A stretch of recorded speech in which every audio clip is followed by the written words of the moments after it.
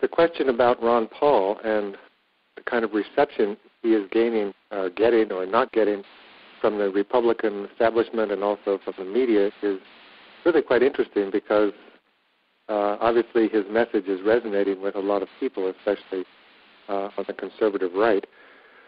I think why the Republican establishment is trying to dismiss him and discredit him and move away from him is it's simply because he isn't an insider, for one. And the other reason is because he's opposed to U.S. military intervention and is in favor of de-escalating U.S. involvement around the world in military matters, at least using the military as a means of accomplishing U.S.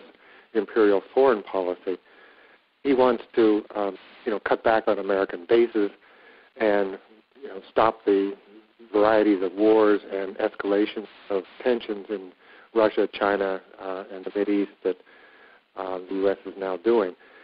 As far as the media goes, I think it's a similar kind of reason that, one, they would rather have the infighting of their picks as front runners, Romney, Gingrich, and various other people, because they love that all that bickering, that partisan bickering, and they're also in favor, as many of the U.S. corporate media is owned by people who are connected to various kinds of war industries, the military-industrial complex. They would just as soon see somebody as a front runner who is tied into those industries and approves of American, continuing American wars, and which means huge profits for the industries that they're connected with.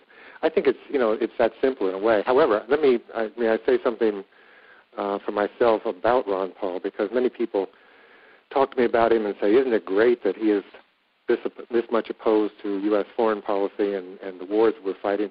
And I think that that's true. I really admire that stand, although his stand is purely economic as far as I can tell. It's not moral or legal. It's just an economic argument, which is a good one. And unfortunately, most people will listen to an economic argument rather than a moral argument. However, as far as some of the most important questions, he is just as bad as Romney, Gingrich, or any of those other people. On the environment, he is terrible. He wants the market to decide what to do about the environment.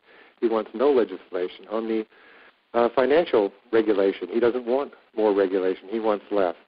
As far as unions go, he's in favor of busting the unions and having the market determine what people will be paid. He wants to balance the debt, but for the most part, he wants to do it by letting the economy, the environment, and working people suffer.